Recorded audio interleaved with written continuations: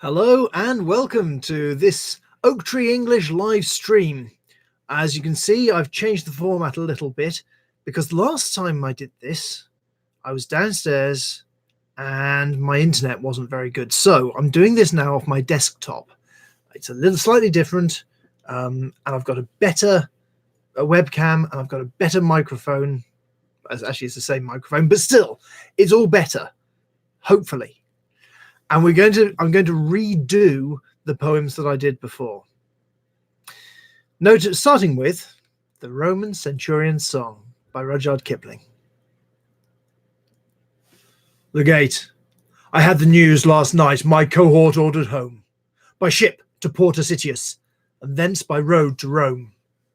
I've marched the companies aboard, the arms are stowed below. Now let another take my sword. Command me not to go. I've served in Britain 40 years, from Vectis to the wall. I have none other home than this, nor any life at all. Last night I did not understand, but now the hour draws near that calls me to my native land. I feel that land is here. Here, where men say my name was made. Here, where my work was done. Here, where my dearest dead are laid. My wife and son. Here where time, custom, grief, and toil, age, memory, service, love have rooted me in British soil. Ah, how can I remove? For me, this land, that sea, this air, those folk and fields suffice. What purple southern pomp can match our changeful northern skies?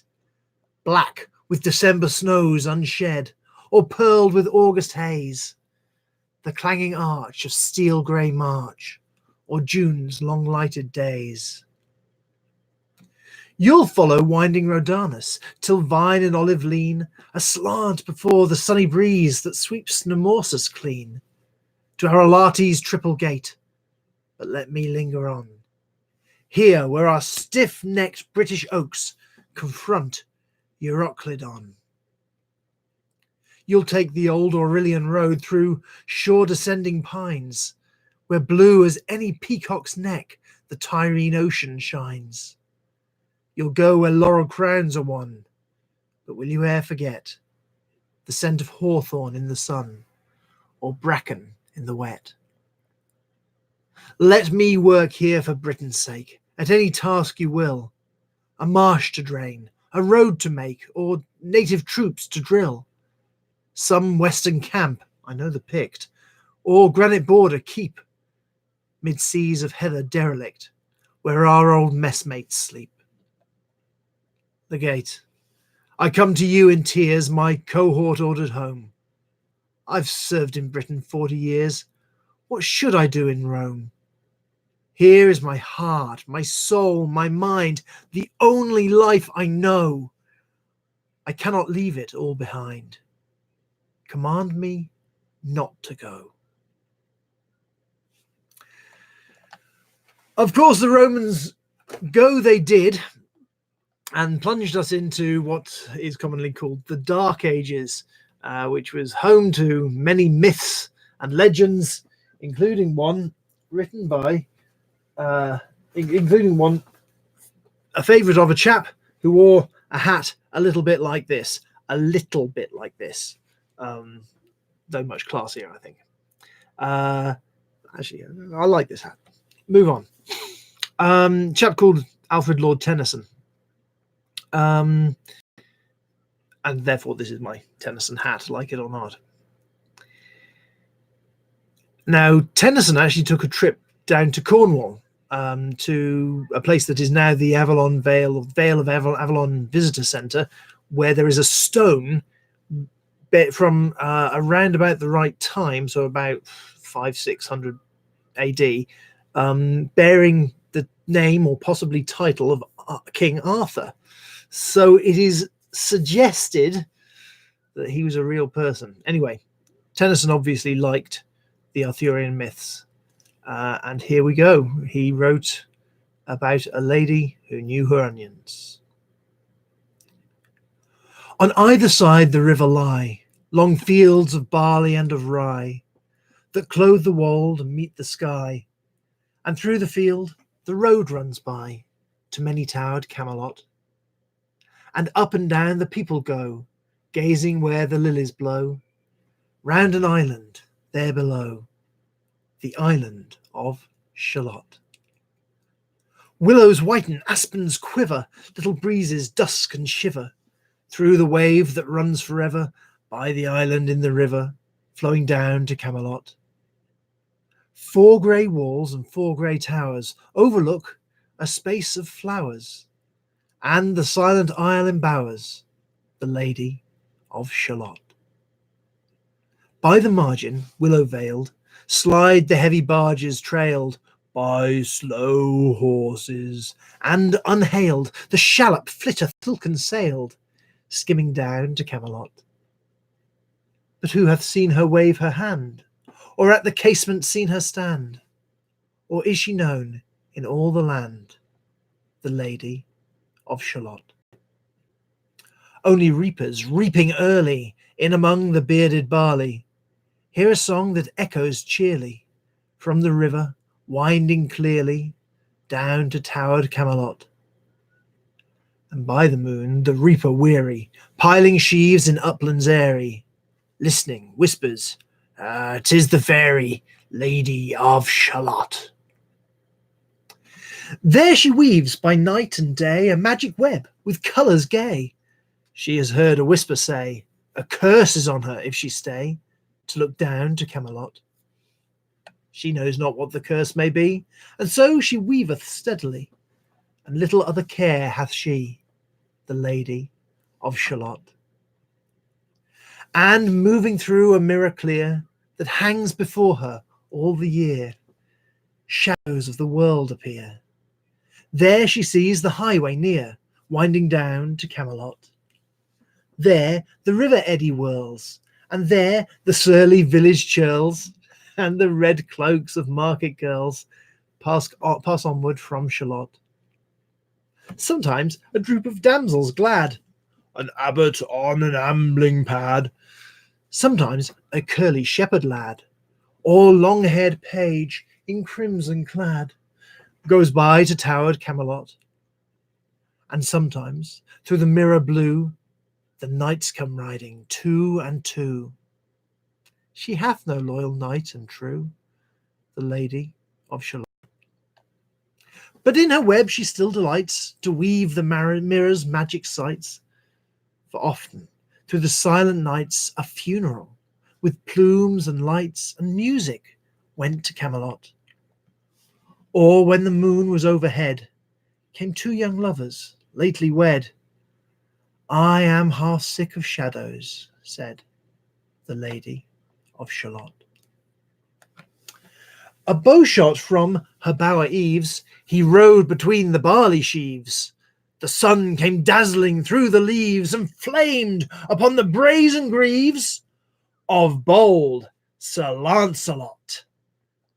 A red-crossed knight ever kneeled to a lady in his shield that sparkled on the yellow field beside remote Shalott. The gemmy bridle glittered free, like to some branch of stars we see, hung in the golden galaxy. The bridle bells rang merrily as he rode down to Camelot. And from his blazoned baldric slung a mighty silver bugle hung, and as he rode his armour rung beside remote Shalott. All in the blue unclouded weather, thick jewellage shone the saddle leather. The helmet and the helmet feather burned like one burning flame together as he rode down to Camelot. As often through the purple night, below the starry clusters bright, some bearded meteor, trailing light, moves over still Shalott. His broad clear brow in sunlight glowed, on burnished hoofs his war horse trode. From underneath his helmet flowed his coal black curls as on he rode down to Camelot. From the bank and from the river he flashed into the crystal mirror. "A lira by the river," sang Sir Launcelot. She left the web.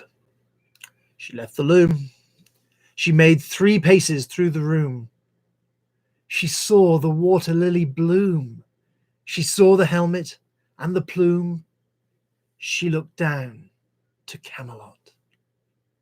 Out flew the web and floated wide. The mirror cracked from side to side. "The curse is upon me," cried the Lady of Shalott. In the stormy east wind straining, the pale yellow woods were waning, the broad stream in his banks complaining, heavily the low sky raining, overpowered Camelot. Down she came and found a boat beneath a willow left afloat, and round about the prow she wrote, "The Lady of Shalott."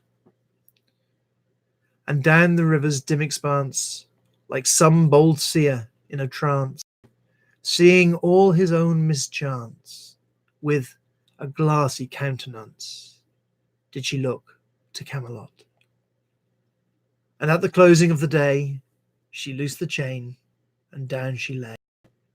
The broad stream bore her far away, the Lady of Shalott. Lying robed in snowy white, that loosely flew to left and right, the leaves upon her falling light, through the noises of the night, she floated down to Camelot. And as the boat head wound along, hills and fields among, they heard her singing her last song, the Lady of Shalott. Heard a carol, mournful, holy, chanted loudly, chanted lowly, till her blood was frozen slowly, and her eyes were darkened wholly, turned to towered Camelot. For ere she reached upon the tide the first house by the waterside, singing in her song, she died, the Lady of Shalott. Under tower and balcony, by garden wall and gallery, a gleaming shape she floated by, dead pale between the houses high, silent into Camelot. Out upon the wharfs they came, knight and burgher, lord and dame, and round the prow they read her name, the Lady of Shalott. "Who is this? And what is here?" And in the lighted palace near died the sounds of royal cheer, and they crossed themselves for fear, all the knights at Camelot. But Lancelot mused a little space. He said, "She has a lovely face. God in his mercy lend her grace, the Lady of Shalott."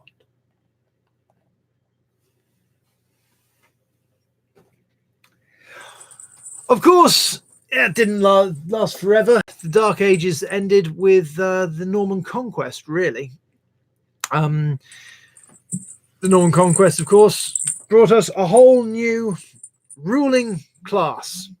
The reason that so many English words are sound French, particularly to do with cooking and sport and anything, and a lot of aristocratic stuff, is because of the Normans. The Normans sort of petered out around about King John. Well, changed into something different around about King John. King John gave away a lot of power in the with the Magna Carta. Rightly so, I would say.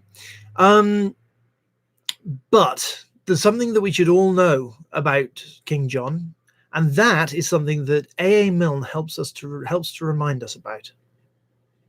That is that King John was not a good man.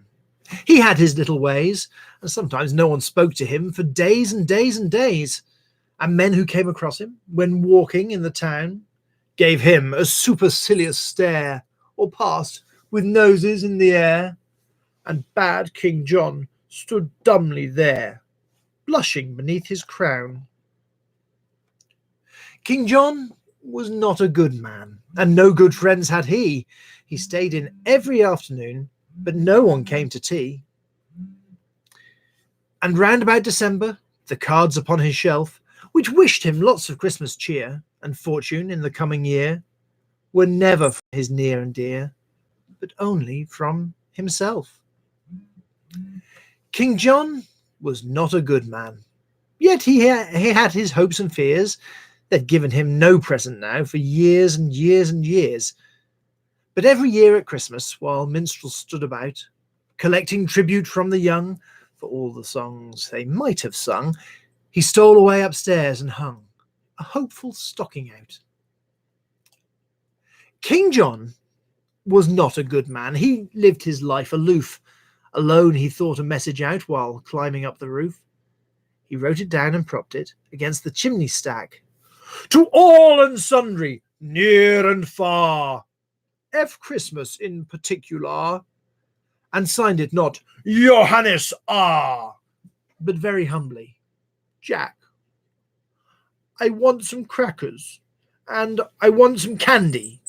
I think a box of chocolates would come in handy. I don't mind oranges, I do like nuts, and I should like a pocket knife that really cuts. And oh, Father Christmas, if you love me at all, bring me a big red India rubber ball. King John was not a good man. He wrote this message out and gat him to his room again, descending by the spout. And all that night he lay there, a prey to hopes and fears. I think that's him a-coming now. Anxiety bedewed his brow. He'll bring one present anyhow, the first I've had for years. Forget about the crackers and forget about the candy. I'm sure a box of chocolates would never come in handy. I don't like oranges, I don't want nuts, and I have got a pocket knife that almost cuts. But oh, Father Christmas, if you love me at all, bring me a big red India rubber ball. King John was not a good man. Next morning, when the sun rose up to tell a waiting world that Christmas had begun, and people seized their stockings and opened them with glee, and crackers, toys, and games appeared, and lips with sticky sweets were smeared, King John said grimly, as I feared, nothing again for me. I did want crackers, and I did want candy. I know a box of chocolates would come in handy. I do love oranges, and I did want nuts. I haven't got a pocket knife, not one that cuts. And oh, if Father Christmas had loved me at all, he would have brought a big red India rubber ball. King John stood by the window and frowned to see below the happy bands of boys and girls all playing in the snow. A while he stood there watching and envying them all, when through the window, big and red, there hurtled by his royal head and bounced and fell upon the bed an India rubber ball. And oh, Father Christmas, my blessings on you fall for bringing him a big red India rubber ball. You can always rely on A.A. Milne. King John, of course, buried in Worcester Cathedral, one of the few cathedrals in the country with a royal burial. And actually a really, really beautiful building. King John also had connections to Kenilworth Castle just up the road from Worcester. Well worth a visit. Ruined, but still well worth a visit. But enough of this. We're going to turn, since we've been to Worcester and Kenilworth, it's only right that we should complete the triangle with going to Stratford-upon-Avon, where these this chap lived a few hundred years ago, about 500 years more or less, give or take. Chap called Billy, or wobble javelin or something like that. Fairly famous. Anyway, local boy. From the second, Act 2. This royal throne of kings, this sceptred isle, this earth of majesty, this seat of Mars, this other Eden, demi-paradise, this fortress built by nature for herself against infection and the hand of war, this happy breed of men, this little world, this precious stone set in the silver sea, which serves it in the office of a wall or as a moat defensive to a house against the envy of less happier lands. This blessed plot, this earth, this realm, this England. And I'm feeling all patriotic. Let's turn to Henry V, also connected to Kenilworth Castle, interestingly. Believed that Kenilworth is believed to be the place where he received the gift from the French Dauphin of tennis balls, which of course led to a resurgence of the 100 Years' War. This is Act 3, Scene 1. It's in France, before Harfleur. It's a fairly famous speech. You might have heard of it. Once more unto the breach, dear friends, once more, or close up the wall with our English dead. In peace, there's nothing so becomes a man as modest stillness and humility. But when the blast of war blows in our ears, then imitate the action of the tiger. Stiffen the sinews, summon up the blood, disguise fair nature with hard-favoured rage. Then lend the eye a terrible aspect. Let pry through the portage of the head like the brass cannon. Let the brow o'erwhelm it as fearfully as doth a galled rock hang and jutty his confounded base, swilled with the wild and wasteful ocean. Now set the teeth and stretch the nostril wide. Hold hard the breath and bend up every spirit to his full height. On, you noblest English, whose blood is fet from fathers of war-proof. Fathers that, like so many Alexanders, have in these parts from morn till even fought, and sheathed their swords for lack of argument. Dishonour not your mothers. Now attest that those whom you called fathers did beget you. Be copy now to men of grosser blood, and teach them how to war. And you, good yeoman, whose limbs were made in England, show us here the mettle of your pasture. Let us swear that you are worth your breeding, which I doubt not, for there is none of you so mean and base that hath not noble lustre in your eyes. I see you stand like greyhounds in the slips, straining upon the start. The game's afoot. Follow your spirit, and upon this charge, cry God for Harry, England, and St. George! From a great English hero, Henry V, to a great English villain, Richard III. Now, obviously, this is Shakespeare. He was a propagandist. He wasn't actually necessarily writing true history. Let's get that clear in our minds before we offend everybody at Leicester Cathedral, where Richard III is buried. You see, of course, yes, we'll come to that in a minute.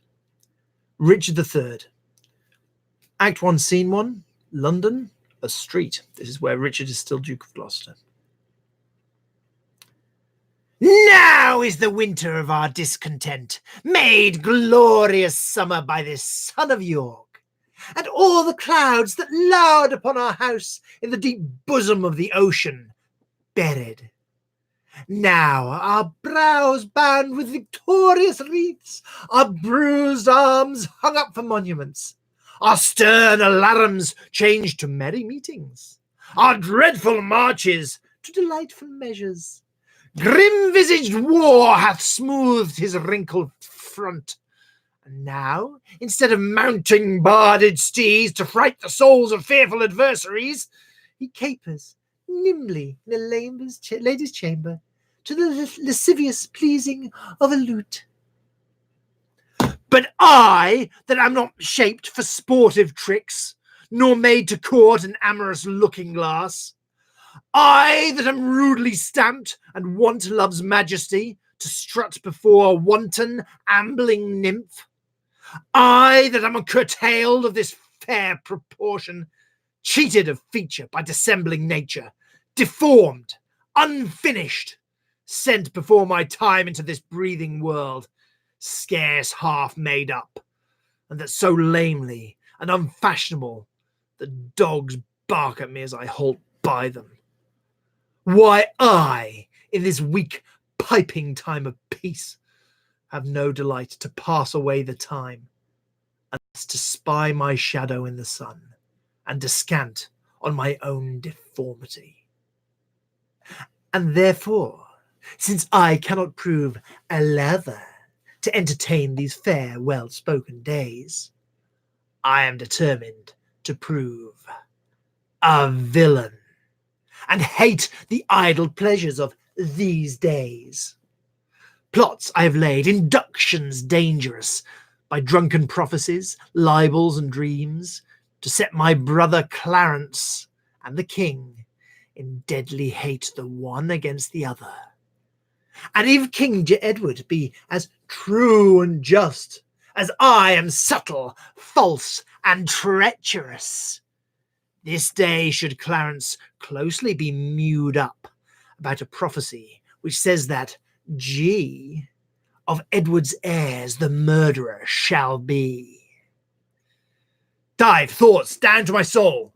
Here Clarence comes. Of course, Richard III was the last of the Plantagenets, and he died at the end of the Wars of the Roses. King Henry VII came in, also known as Henry Tudor, and killed Richard III and buried him in a car park in Leicester. Okay, I'm a bit sketchy on some of the details, but it's something like that. Of course, he had a son. Henry VII had a son, famous son, and his name was Prince Arthur. That wasn't what you were expecting, was it? Well, maybe it was, I don't know. Depending on how good your history is. Prince Arthur, of course, never became king. He did, however, get married to a lovely Spanish princess called Catherine of Aragon. He is now buried in Worcester Cathedral, along with King John, just off from him, and a little chantry. English history would have been become king. Instead, his younger brother took over. His younger brother, called Henry, and after Henry VII, there could only be Henry VIII. Henry VIII is famous for singing the song, I'm Henry VIII, I'm Henry VIII, I'm getting married to the widow next door. She's been married 7 times before, and everyone was an Henry. Never was a Willie or a Sam. I'm a great old man called Henry. Henry VIII I am. Of course, he never sang that. That's ridiculous. He is famous for having 6 wives, divorced, beheaded, and died. Divorced, beheaded, survived. But he was never actually divorced. Both of those two were annulled. One without consummation because she looked like a horse, apparently. But the beheadings were real. He did, convict a couple. Anyway, Henry VIII gets a bad rap, but he actually did a lot of good things. He was a great theologian. He was a great sportsman. He was a great lover, apparently, which is how he knew that he was able to have sons, even if Catherine of Aragon didn't give them to him, because he had sons with other women, because he was a bit of a dirty dog, as is evidenced by, was it Catherine Howard? Who was the young one? Jane Seymour? No, Jane Seymour was the one he actually loved. Anyway, irrelevant. It is said that he wrote this poem for, which is commonly set to music for Anne Boleyn. I'll let you hum it in your head. Alas, my love, you do me wrong, to cast me off discourteously, and I have loved you oh so long, delighting in your company. Green sleeves was my delight, green sleeves my heart of gold, green sleeves was my heart of joy, and who but my lady green sleeves? I have been ready at your hand to grant whatever thou wouldst crave. I have waged both life and land, your love and goodwill for to have. Green sleeves was my delight, green sleeves my heart of gold, green